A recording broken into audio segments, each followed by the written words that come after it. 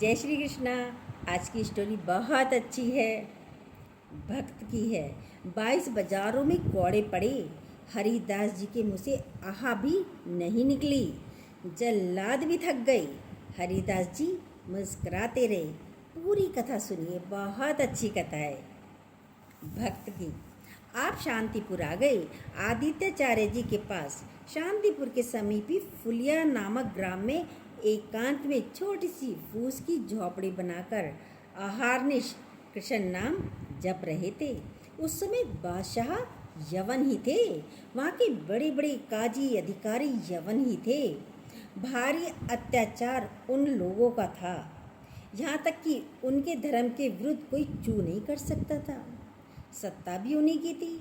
अब जब वहाँ काजी को पता चला कि ये नाम जप करता है और यवन धर्म से इसका जन्म है, तो उसके मन में आया इसको दंड दिलाया जाए। आज इसका सम्मान बहुत हो रहा है। बादशाह उन्हीं के इशारे से चलते थे। गुराई नाम का एक काजी था, बहुत ही कठोर और कर्कश स्वभाव का था। हरिदास जी का प्रभाव देखकर वो ईर्ष्या करता था। कुछ लोग ऐसे ही देखते हैं, उनके पास जो भस्मासुर वाली ताकत नहीं है, वरना तो हाथ लगाएं और व्यक्ति को भस्म कर दें, ऐसी क्रूर दृष्टि थी। वो हरिदास जी को ऐसे ही देखता था कि कैसे इनको नष्ट कर दूं। और जब उसको पता चला कि ये यवन धर्म के ही हैं, तो उसको रास्ता मिल गया। हरिदास जी का प्रभाव दिनों दिन बढ़ता चला जा रहा था। उसने विचार किया कि यवन धर्म के होकर के हिंदू धर्म का नाम ले रहे हैं, ये तो काफिर है। ऐसा काजी ने विचार किया। इसे बादशाह के सामने पेश किया जाए और इसको दंड निर्धारित करें। गुराई काजी ने विरुद्ध राज दरबार में अभियोग चला दिया। ठाकुर हरिदास जी के लिए राज आज्ञा हुई, तत्काल गिरफ्तार किया जाए। राज आज्ञा भी हो गई, क्योंकि बादशाह यवन था। हथकड़ी बेड़ियों से जकड़ लिए गए। भगवान ने कहा, बच्चे डरना मत जरा भी। बहुत उच्च कोटि के महापुरुष थे। भगवान तो सामर्थ्य देते हैं, जैसे प्रहलाद को भी सामर्थ्य दी थी। लेकिन भक्ति परीक्षा भी बहुत ली जाती है। हथकड़ी बेड़ियों से जकड़ लिए गए और इनको पेश किया गया। निरपराध हरिदास जी को अपराधी की तरह बादशाह ने देखा। निरपराध हरिदास जी को अपराधी की तरह लेकर गए। बादशाह भी अपराधी समझकर ही देख रहा है। नवयुवक तेज से प्रभावित पूरी सभा आश्चर्यचकित और आलोकित हो रही है। इनको देखकर, एक तो नवयुवक थे, बहुत तेज था चेहरे पर। पूरी सभा आश्चर्यचकित हुई और आलोकित हो गई। प्रभावित हो रहे हैं सब जो यवन बादशाह थे, और कहा, सम्मान से इनको बैठाया जाए। यवन बादशाह ने कहा, इन्हें सम्मान से बैठाया जाए। आसन दिया गया। हरिदास जी जब बैठ गए तो बादशाह ने कहा कि आपने ये स्वाभाविक धर्म परिवर्तन किया है। तुम्हारा जन्म तो मुसलमान के घर में हुआ है। अपने भगवान का नाम लेकर बोले, तुम्हारी तो कृपा जो है, अपने भगवान का उन्होंने नाम लिया। यवन राजा ने नाम लेकर बोले, तुम्हारी तो कृपा जो है, जो यवन धर्म में तुम्हारा जन्म हुआ। बादशाह ने कहा, तुम काफिरों का आचरण क्यों करते हो? इससे तो तुम्हें नरक जाना पड़ेगा। मुझे तुम्हें देखकर बड़ी दया आ रही है। मैं दंड नहीं देना चाहता, फिर भी तुम तौबा बोलो, प्रायश्चित करो और कलमा पढ़ो, छोड़ो इसे, तो तुम्हारे दंड हम अभी माफ़ कर देंगे, कम कर देंगे, नहीं तो भयानक दंड तुम्हें मिलेगा। राजा ने कहा, क्योंकि तुम काफिर हो, सुख की प्राप्ति धर्म से चलने से होती है। सुख की प्राप्ति धर्म से चलने से होती है। तुम धर्म का त्याग कर चुके हो। हरिदास जी ने कहा, श्रीमान महाशय, आपने जो कुछ कहा, आप अपने ज्ञान के अनुसार विश्वास के अनुसार, धर्म के अनुसार ठीक बोल रहे हैं। आपका विश्वास आपको फल देता है, ठीक कह रहे हैं। क्या कोई हिंदू आपके धर्म को स्वीकार करेगा? अगर स्वीकार करेगा तो उसे नरक मिलेगा। बोले नहीं, वो स्वीकार कर सकता है। वो अपने भगवान का नाम लेते हुए बोले। हाँ, तो क्या कोई इस्लाम को छोड़कर हिंदू धर्म को स्वीकार कर सकता है? तो क्या उसके ऊपर भगवान की कृपा नहीं होगी? कोई इस्लाम धर्म को छोड़कर क्या हिंदू धर्म को स्वीकार नहीं कर सकता? क्या उसके ऊपर भगवान की कृपा नहीं होगी? क्या वो भगवान का भजन नहीं करता? फंसा दिया राजा को हरिदास जी ने। अब काजी बीच में बोला, ये तो सोचा इन्हें, तो ये तो अपनी बातों में उलझा रहे हैं राजा को भी। काजी बीच में बोल पड़ा, बोला, देखो साहब, इसकी बातों में मत आना। अगर आपने इसे छोड़ दी तो आगे आप समझ लीजिए आपके धर्म में चलने वाले कितने लोग ऐसा करने लगेंगे जैसे ये करता है। हरिदास जी ने कहा, हमारी निष्ठा भगवान नाम में है। आप चाहे अभी इसी क्षण मेरे प्राण ले लो, मेरा नाम रुकने वाला नहीं है।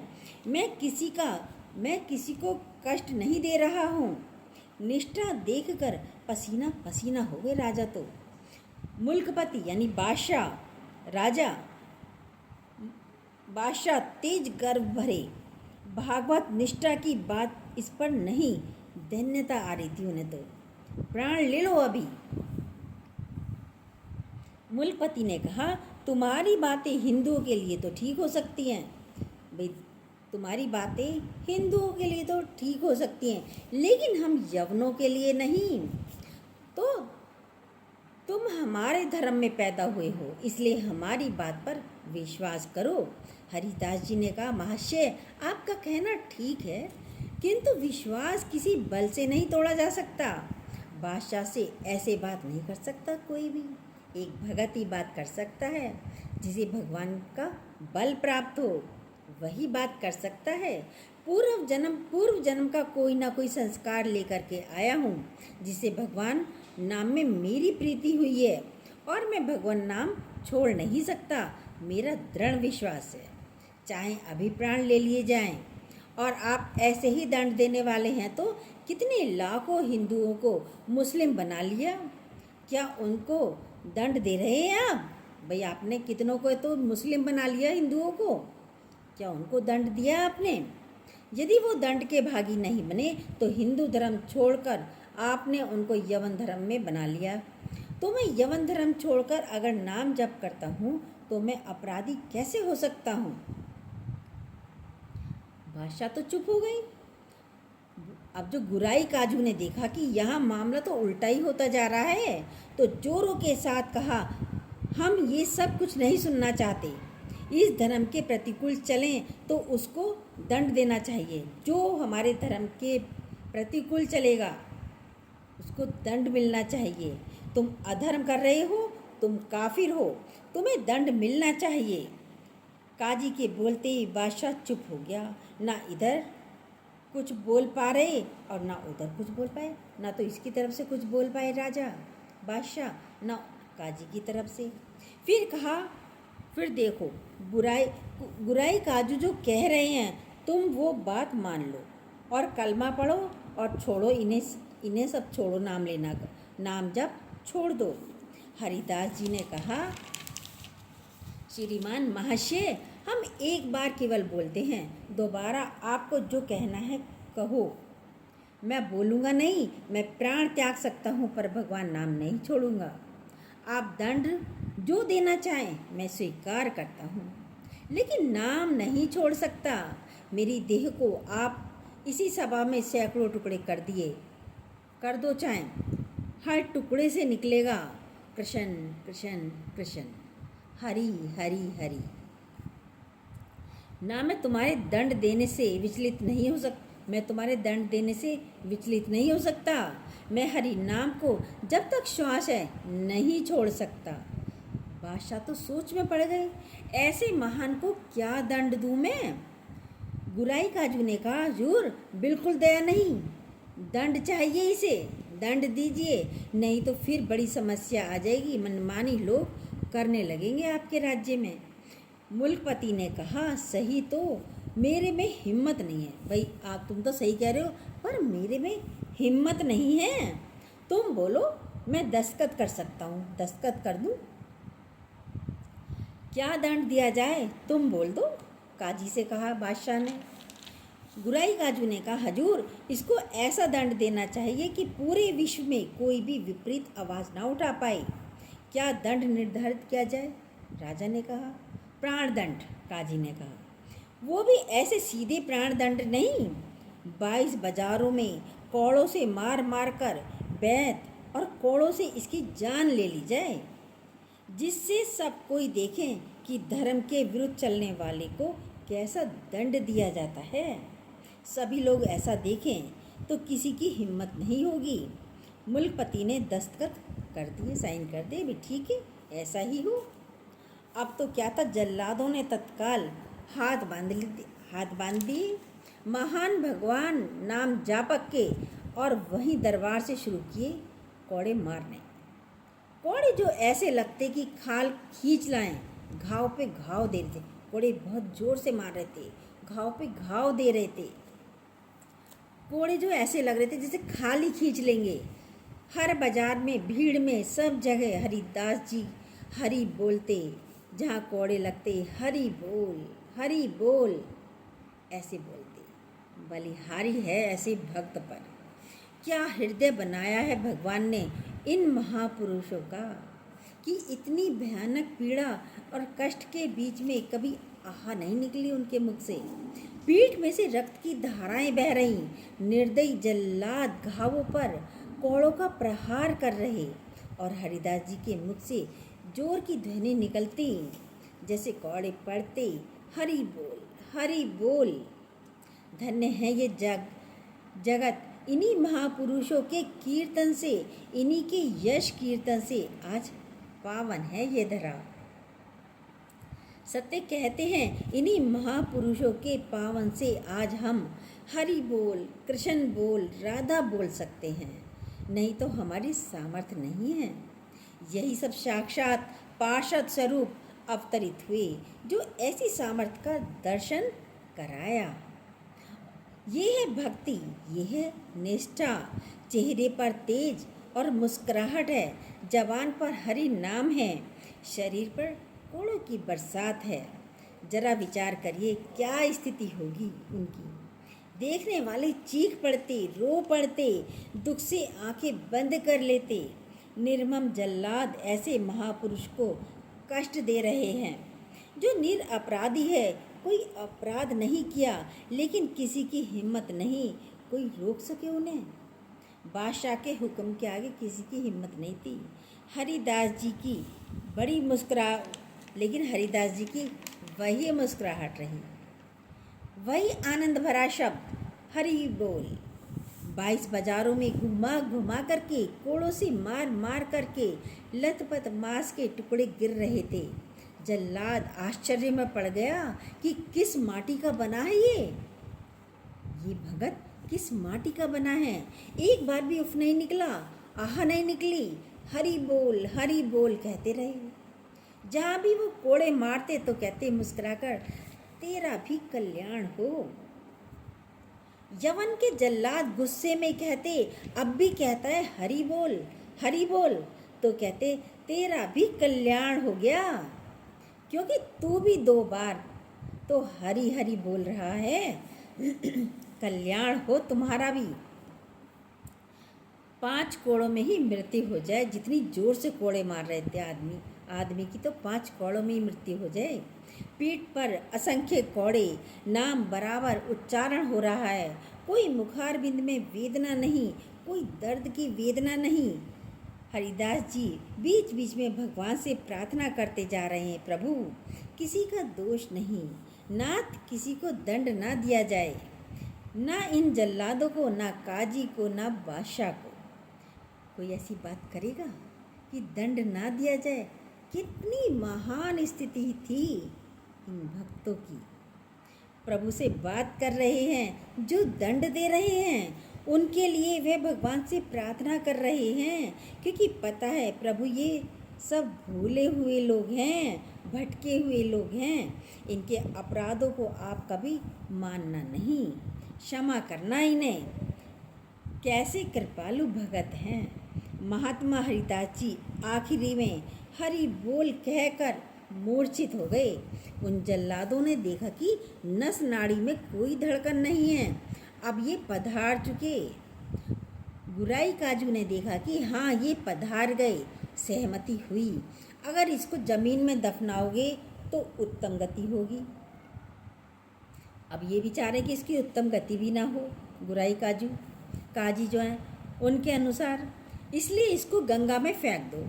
बुराई काजू ने कहा अगर कब्र में हमारे धर्म के अनुसार, फिर इसे वह स्वर्ग की प्राप्ति हो जाएगी। यदि हमने इसको कब्र में दफना दिया, ज़मीन में दफना दिया, तो इसे स्वर्ग मिल जाएगा। वो हम होने नहीं देंगे, काजी बोले, इसलिए इसे गंगा में फेंक दो। तो उन्हें फेंक दिया। जैसे ही पतित पावनी भागीरथी का स्पर्श हुआ, मुख में गंगा जल गया, जैसे अमृत गया हो। वो तो गंगा के प्रभाव में गंगा जी उन्हें गोद में लेकर जा रही थी, डुबो नहीं रही थी, गोद में लेकर जा रही थी। अब उनको चेतना आई। गंगा जी के धीरे धीरे स्पर्श से सारी वेदनाएं जो थी, घाव थे, उनमें बड़ी शीतलता हुई, मिली, प्राप्त हुई उन्हें। हरिदास जी को चेतना हुई और बहते हुए किनारे लगे, तो लोगों ने उनको उठाया और फुलिया के समीप उनको गोद में ले करके ले गए, जहाँ उनकी पहले ही कुटिया थी। चारों ओर ये बात तो फैली गई थी। हरिदास जी के दर्शन के लिए भारी भीड़ इकट्ठा हुई। हरिदास जी बैठ करके कीर्तन करने लगे। ठीक हो गई, कीर्तन भी करने लगे। क्या देह है, क्या स्थिति है। भगवान के भक्तों की महिमा अनंत है। गंगा जल के स्पर्श से सारे घाव उनके खत्म हो गए, किसी औषधि की जरूरत भी नहीं पड़ी। चमत्कार है। जब बादशाह ने सुना कि वो जीवित हो गए, कीर्तन कर रहे हैं, तो विश्वास ही नहीं हुआ। गुराई काजी को ऐसा हो ही नहीं सकता। गुराई काजू तो बोले ऐसा तो हो ही नहीं सकता, बिल्कुल नहीं हो सकता ऐसा, क्योंकि कुछ बचा ही नहीं था, इतना उन्हें मारा गया था। बादशाह गुराई काजू सब देखने के लिए आए उनको। बादशाह ने देखा वही तेज, वही नाम, वही स्वस्थ शरीर। तब उन्होंने गुराई काजू की तरफ देखा कि भारी अपराध, ये कोई साधारण नहीं हो सकते, हमसे भारी अपराध हो गया, ये कोई साधारण नहीं हो सकते। ऐसा दंड पाने के बाद तो कोई जीवित ही नहीं रह सकता। साष्टांग दंडवत किया बादशाह ने ठाकुर हरिदास जी को और कहा मुझे क्षमा करें, वैसा मैं दंड देना नहीं चाहता था आपको, लेकिन ये गुराई काजू ने, उन्होंने कहा श्रीमान आपका कोई दोष नहीं, कोई पूर्व जन्म का हिसाब था जो पूरा हो गया, आप प्रसन्न रहिए। उन्होंने कहा मैं आपकी सेवा करना चाहता हूँ। बादशाह ने कहा आप मुझे आज्ञा दीजिए। हरिदास जी ने कहा बादशाह बस एक सेवा कर दें, अब कभी यहाँ मत आना और हमारे नाम कीर्तन में कभी विघ्न मत डालना। आज के बाद कोई कभी आपको विघ्न नहीं डालेगा, बादशाह ने कहा। और आप ऐसा कहते हैं कि मैं कभी आपके सामने भी नहीं आऊँगा, बादशाह ने कहा।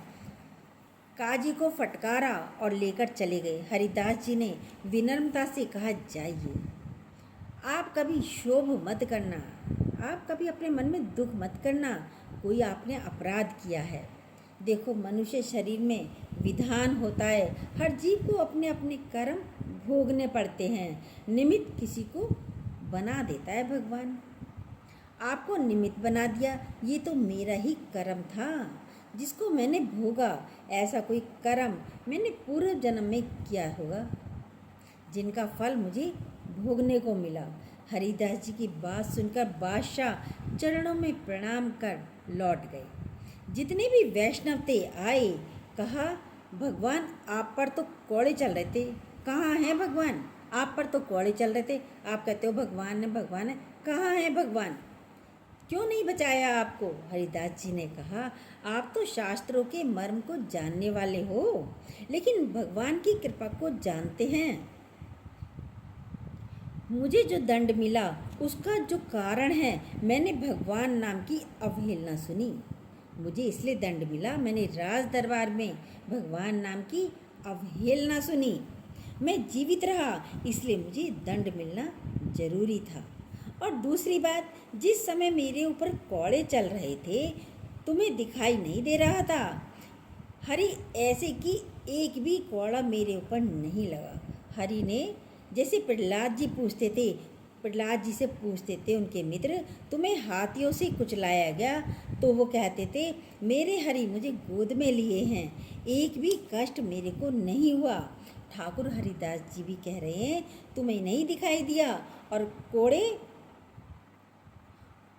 तुम्हें नहीं दिखाई दिया और कोस रहे हो भगवान को, प्रभु को। जब कोड़े चल रहे थे, हरि ऐसे जैसे सहस्त्र भाव से, सहस्त्र हाथों से मुझे ढके हुए थे।